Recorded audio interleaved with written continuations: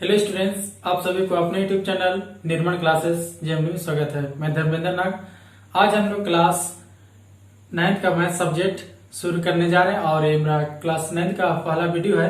मैं इससे पहले जितना भी वीडियो यूट्यूब में अपलोड किया हूँ वो क्लास 10th और 12th और कंपटीशन का केवल अपलोड किया हूँ। तो काफी स्टूडेंट लोग ने कहा कि 9th का भी बनाइए, तो मैंने सोचा कि 9th का भी बनाऊं ताकि काफी स्टूडेंट को हेल्प हो जाए। तो चलिए हम लोग आज का क्लास शुरू करते हैं। क्लास 9th मैथ हम लोग पढ़ेंगे तो बेसिक के साथ पढ़ते जाएंगे। क्लास 9th में पहला चैप्टर है मैथ का संख्या पद्धति। संख्या पद्धति इंग्लिश से बोलते हैं इसको नंबर सिस्टम। नंबर सिस्टम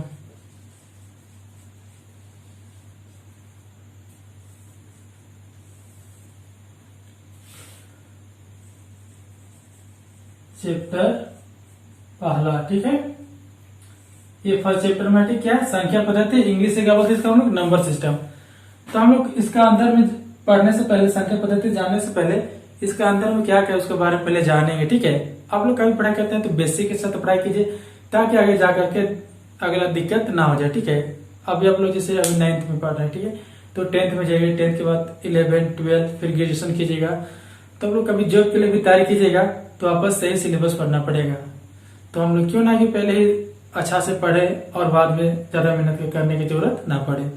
तो हम इसमें जानना पड़ेगा संख्या पद्धति से पहले आप लोग को जानना पड़ेगा प्राकृतिक संख्या, ठीक है। प्राकृत संख्या, प्राकृत संख्या ये आप लोग जानते होंगे, ठीक है। आप लोग पढ़ चुके हैं क्लास 8 और 7th में, ठीक है।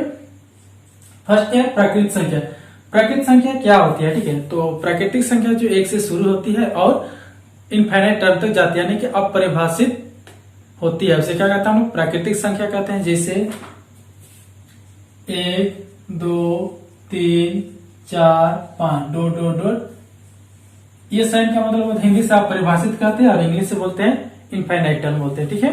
यानी कि प्राकृतिक संख्या 1 से शुरू होती है और अनंत टर्म तक जाती है, उसे क्या कहता हूँ, प्राकृतिक संख्या, ठीक है। उसके बाद आता है आपका पूर्ण संख्या। पूर्ण संख्या, ठीक है। पूर्ण संख्या 0 से शुरू होती है, ठीक है, और कहां तक जाती है, अनंत टर्म तक, ठीक है। फिर उसके बाद आता है तीसरा आपका पूर्णांक संख्या। कहता है पूर्णांक संख्या, ठीक है। पूर्णांक संख्या में धनात्मक और ऋणात्मक दोनों संख्या होती है, ठीक है। जैसे डॉट डॉट डॉट -5 -4 -3 -2 -1, फिर क्या आ जाएगा 0 1 2 डॉट डॉट डॉट, ठीक है। ये डॉट डॉट का मतलब हो जाता है कि हम जितना चाहेंगे उतना लिख सकते हैं, कभी खत्म होने वाला नहीं है, ठीक है। ये हुआ हम लोग का पूर्णांक संख्या, ठीक है। नेक्स्ट आता है आप लोग का परिमेय संख्या। परिमेय संख्या, ठीक है। परिमेय संख्या किसे कहते हैं, ठीक है। वैसी संख्या जिसे P/Q के रूप में लिखा जा सकता है, ठीक है। वैसी संख्या जिससे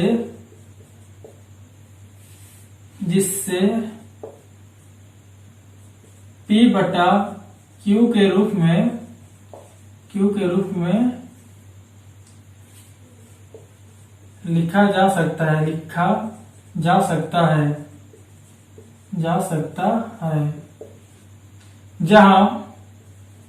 सकता है, जहां P और Q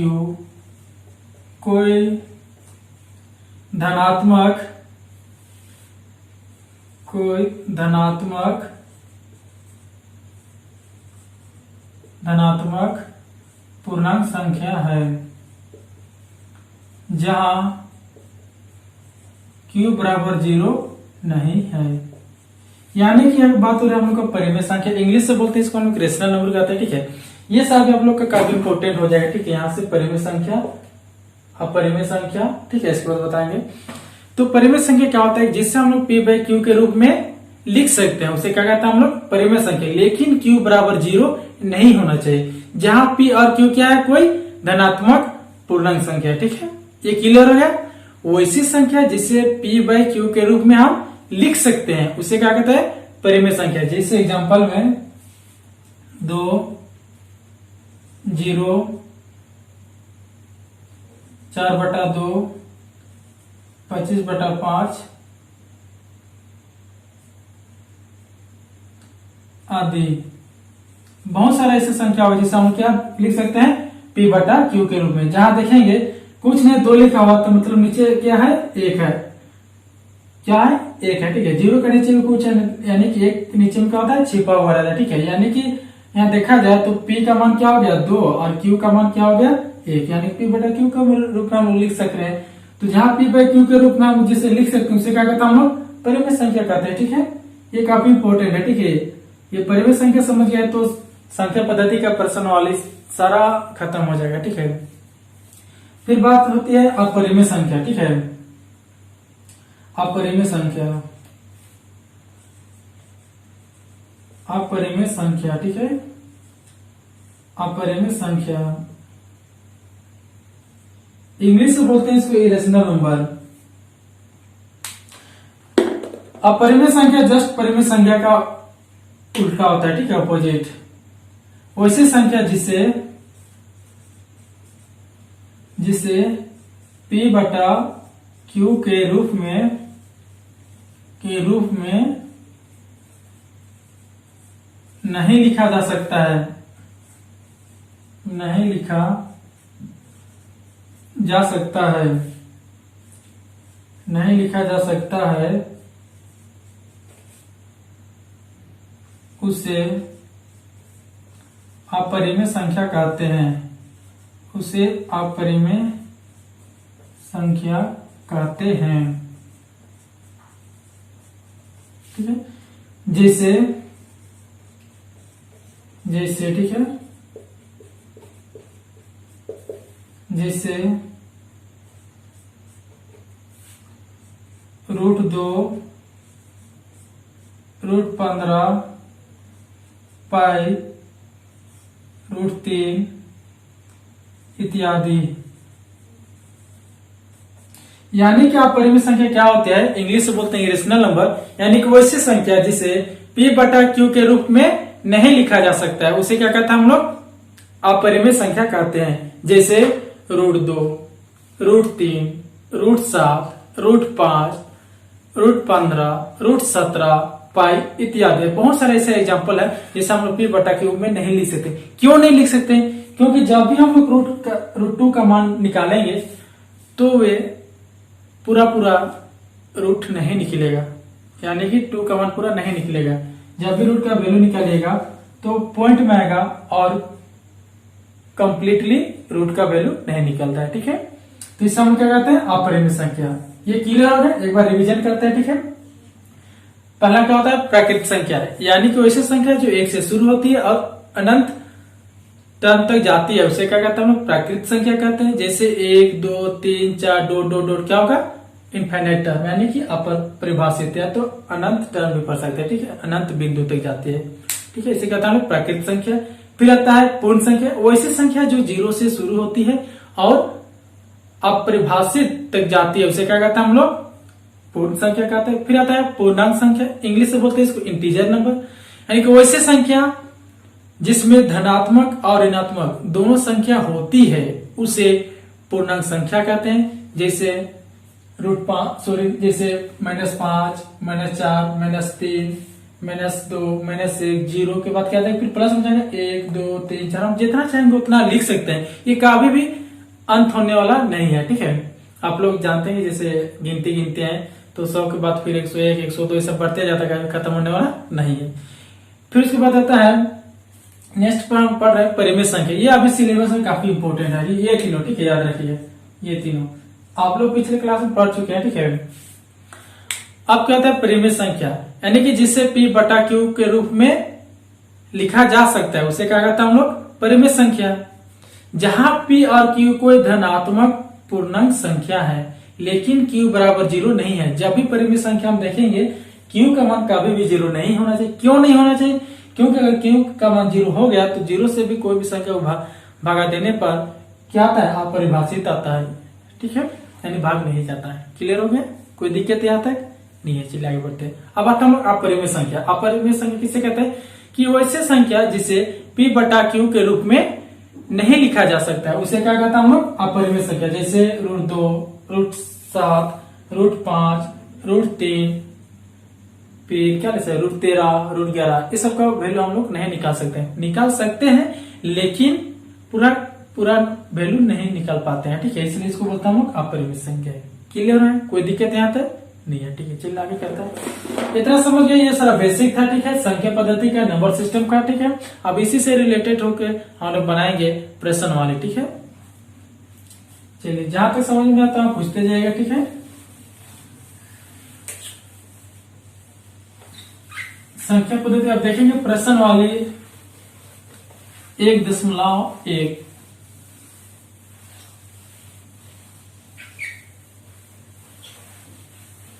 प्रश्न वाली 1.1। ठीक है, प्रश्न वाली 1.1, 1.1 का क्वेश्चन नंबर पहला। क्वेश्चन नंबर पहला क्या बोल रहा है? क्या शून्य एक परिमेय संख्या है? क्या शून्य एक परिमेय संख्या है? क्या इसे आप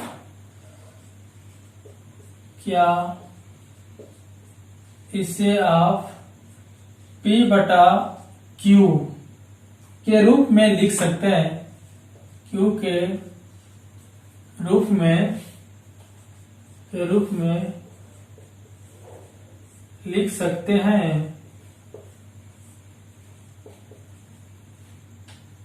जहां P और Q पूर्णांक है, जहां P और Q पूर्णांक है और Q बराबर 0 नहीं है, और Q बराबर 0 नहीं है। क्वेश्चन समझिए। ठीक है, प्रश्नावली 1.1 का पहला क्वेश्चन क्या बोला है कि क्या शून्य एक परिमेय संख्या है? क्या इसे आप P बटा Q के रूप में लिख सकते हैं जहां P और Q पूर्णांक है और Q बराबर 0 नहीं है? कहने का मतलब यही बोल रहा है कि परिमेय संख्या की बात हो रही है। तो हम लोग पहले परिमेय संख्या के बारे में समझेंगे। तो परिमेय संख्या क्या होता है? कि वैसी संख्या जिसे P बाई Q के रूप में हम लिख सकते हैं उसे क्या कहते हैं हम लोग? परिमेय संख्या कहते हैं। तो क्या हम लोग 0 को परिमेय संख्या नहीं कहते हैं? क्या हम लोग 0 को P बटा Q के रूप में नहीं लिख सकते? अभी जस्ट हम परिमेय संख्या समझे। ठीक है, उसमें कि 0 को P बटा Q के रूप में हम लोग लिख सकते हैं। तो इसलिए यहाँ 0 क्या है? परिमेय संख्या है। तो इसका आंसर क्या हो जाएगा? यस। जब इसका हम लोग आंसर बनाएंगे, इसका उत्तर, ठीक है, आंसर लिखना। हाँ, शून्य एक परिमेय संख्या है। एक क्या है? परिमेय संख्या है जिसे P बटा Q के रूप में या Q के रूप में लिख सकते हैं। क्लियर हो गया? जहां P और Q पूर्णांक है, लेकिन Q बराबर 0 नहीं है। जैसे एग्जाम्पल में दिखा दीजिए, जैसे 0/1, 0/2 या 0/-3 या 0/-4 इत्यादि। यही आंसर हो गया।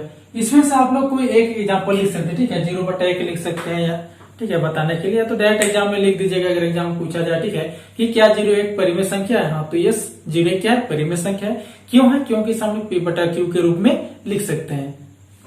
जैसे 0/1 लिख सकते हैं, 0/5 लिख सकते हैं, 100 लिख सकते हैं, 0/-10 लिख सकते हैं, 0/-20 लिख सकते हैं। सब क्या है? परिमेय संख्या है। ठीक है, तो ये क्वेश्चन क्लियर हो गया। क्वेश्चन क्या बोला था ये भी समझ में आ गया, इसका आंसर हम लोग बताए वो भी समझ में आ गया होगा। ठीक है, तो कोई डाउट नहीं होना चाहिए यहाँ तक में। ठीक है, और ये एग्जाम काफी नहीं पूछा है। ठीक है, इसी बात से एग्जाम में आने के ज्यादा चांस रहता है। ठीक है, प्रश्न वाली 1.1 से एक क्वेश्चन पूछता है 2 नंबर के लिए। ठीक है, याद रखिएगा। चलिए हम लोग नेक्स्ट क्वेश्चन देखते हैं। इसके बाद है नेक्स्ट क्वेश्चन है क्वेश्चन नंबर 2, 3 और 4 के बीच 6 परिमेय संख्या ज्ञात कीजिए। क्वेश्चन नंबर 2, ठीक है, 3 और 4 के बीच 4 के बीच में 6 परिमेय संख्याएं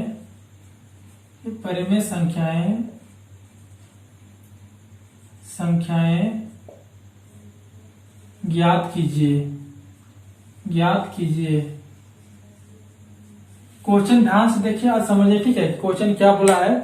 क्वेश्चन ये बोला है कि 2 नंबर दिया है, क्या है? 3 और 4 है। 3 और 4 के बीच 6 परिमेय संख्या ज्ञात करने बोला है। ठीक है, क्वेश्चन समझ में आ गया? आप लोग 8 क्लास में पढ़ चुके हैं। ठीक है, कि परिमेय संख्या कैसे निकाला जाता है। ठीक है, परिमेय संख्या निकालने का सबसे आसान तरीका से मैं बताऊंगा। सारा क्वेश्चन एक ही तरीका से बनेगा। ठीक है, काफी टीचर लोग उसको निकालते हैं, फॉर्मूला यूज करते हैं, जैसे कि 1/2 a + b ऐसा कर। ठीक है, ऐसा से निकलेंगे तो काफी हार्ड हो जाता है। ठीक है, मैं सबसे आसान तरीका से बताता जाऊंगा। ठीक है, समझ में आ जाएगा आप लोगों को। ठीक है, तो ये क्वेश्चन समझ में आ गया होगा। ठीक है, कि 3 और 4 के बीच 6 परिमेय संख्या ज्ञात करने बोला है। ठीक है, तो हम इसको आंसर बनाते हैं। ठीक है,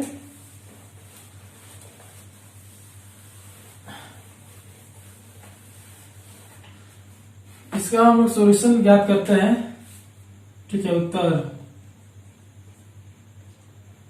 चूंकि कितना परिमेय संख्या बोला है? 6 परिमेय संख्या, 6 लिख दिए। अगर एक याद रखिएगा, परिमेय संख्या जितना भी परिमेय संख्या बोलेगा उसमें 1 जोड़ दीजिएगा। कितना जोड़ना है? 1। जितना भी बोले परिमेय संख्या, चाहे 4 बोले, 5 बोले, 6 बोले, 10 बोले, 11 बोले, सब में क्या ऐड करना है? 1। ठीक है, तो 6 पर बोला है तो 6 लिखे, 6 लिख दिए। कितना ऐड करना है? 1 = बराबर कितना आ जाएगा? 7। क्लियर है? तो कोई दिक्कत नहीं है। ठीक है, तब 3 बराबर कितना बोला है? 3 और 4, तो 3 बराबर क्या हो जाएगा? ऊपर में 3 को लिखिए। ठीक है, अब इसको हम लोग कैसे बनाना है? परिमेय संख्या बोला, तो परिमेय संख्या क्या होता है? P/Q में। तो क्या 3 परिमेय संख्या नहीं है? है। कैसे? बटा में तो 1 है। क्लियर हो गया? तो कोई दिक्कत नहीं है। ठीक, अब परिमेय संख्या तो निकाला हम लोग, 6 का 7 निकला। ठीक है, तो अंश और हर को क्या से गुना कर दीजिए? 7 से। कोई दिक्कत यहां तक नहीं है? ठीक है, अब 7 दिया क्या हो जाता है? 21 लिख दीजिए। ठीक है, और 7 का 7। कोई दिक्कत यहां तक नहीं समझा? ठीक है, ध्यान दीजिए। ठीक है, कितना परिमेय संख्या बोला? 6 परिमेय संख्या, तो 6 लिखिए। और कितना ऐड करना है? 1। तो 6 में 1 जोड़े कितना हो जाएगा? 7। अगर यहीं पर 5 परिमेय संख्या बोलता, मान लो 5, तो क्या लिखता हूँ? 5 जोड़ 1 बराबर क्या हो जाता है? 6। तो अभी क्या का बात हो हम लोग का? 6 परिमेय संख्या, तो 6 में 1 जोड़ेंगे कितना आ जाएगा? 7। ठीक है, तब जो नंबर दिया है उसको लिखे। तब 3 बराबर 3 दिया, 3 बराबर, अब 3 को परिमेय संख्या होने, परिमेय संख्या बात हो रही है, तो परिमेय संख्या किसे कहते हैं? जिसे P/Q के रूप में लिख सकते हैं। तो 3 को हम लोग P/Q के रूप में लिख सकते हैं, जिससे 3 है तो 3 का नीचे 1 है। ठीक है, अब कितना परिमेय संख्या जोड़ कर लाए हम लोग? 7 लाए हैं। तो हर और अंश को 7 से गुना कर दीजिए। तो कितना का? 7 या 21 और 7 का 7। क्लियर हो गया? तो कोई दिक्कत नहीं है। चलिए, और किसका निकालो? 4 का। तो 4 बराबर क्या होगा? 4 बटा क्या लिख सकते हैं? 1। क्लियर? और किससे गुना करना हम लोग को? जो परिमेय संख्या पूछा है उसको। तो हम लोग को परिमेय संख्या टोटल कितना है? परिमेय संख्या 7। तो हर और अंश को कितना से गुना कर दीजिए? 7 से। तो 7 चौक कितना जाएगा? 28 और 7 का 7। कोई दिक्कत यहां तक किसी को नहीं है? चलिए, ठीक है, आगे देखते हैं। ठीक है, इससे आगे देखिए। ठीक है, तो आप क्या बोलेंगे? 3 और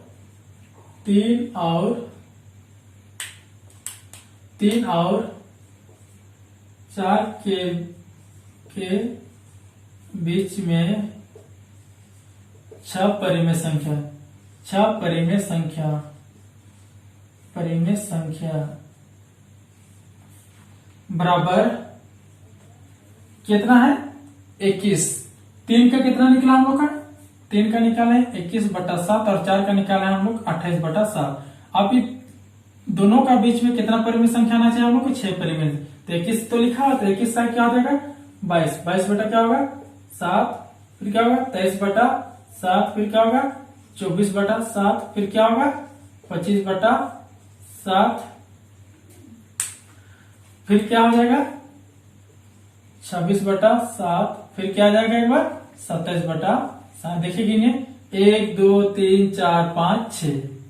क्लियर हो गया। देखिए 21/7 और 28/7 के बीच कितना परिमेय संख्या निकला हम लोग, अच्छा परिमेय संख्या। तो ये हम लोग का आंसर हो गया।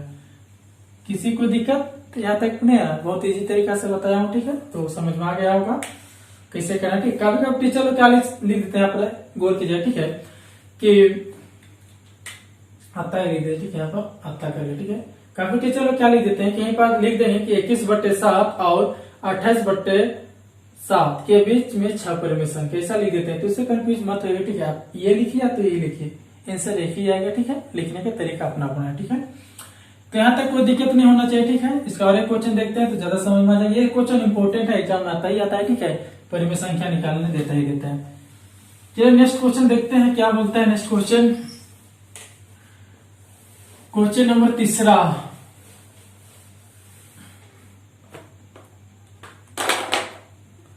क्वेश्चन नंबर 3 क्या बोल रहा है, 3/5 और 4/5 के बीच 5 परिमेय संख्या।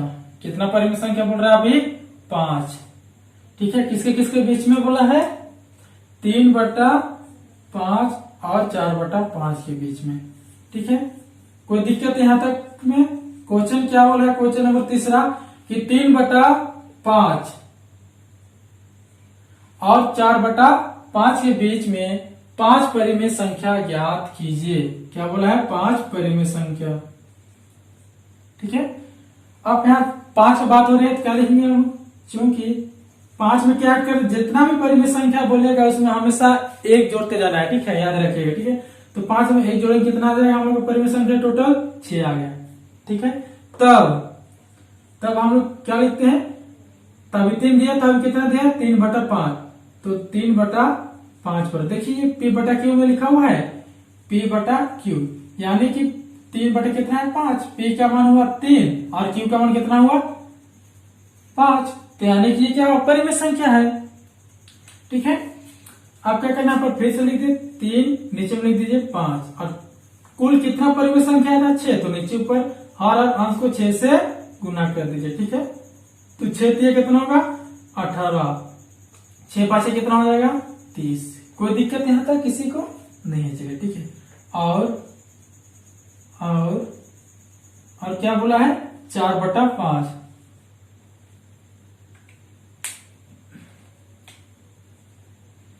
नेक्स्ट देखिए हम लोग कितना बोला है 4/5 बराबर 4 लिख दीजिए, नीचे क्या लिखे 5 और कुल परिमेय कितना था 6, तो नीचे ऊपर 6 से गुना कर दीजिए अंश और हर को, तो 6 चौके 24 आएगा और 6×5 कितना आ जाएगा 30। देखिए हमेशा जब परिमेय संख्या निकालते हैं तो हर हमेशा एक समान होना चाहिए, अंश अलग अलग हो उससे कोई फर्क नहीं पड़ता, लेकिन हर कभी भी अलग अलग नहीं होना चाहिए। क्लियर हो गया, कोई दिक्कत यहां तक में नहीं है। चलिए आगे आप लिखते हैं, हम लोग क्या बोला है अतः, सॉरी क्या हो गया ये, अतः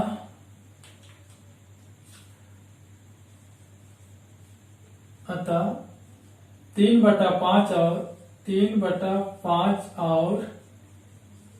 और 4/5 के बीच में 5 परिमेय संख्या, 5 परिमेय संख्या बराबर, अब देखिए क्या क्या है 3/5 का 18/30 और कितना है 24/30, तो 18/30 और 24/30 के बीच की संख्या को लिखना है। तो 18 के बाद क्या आएगा 19।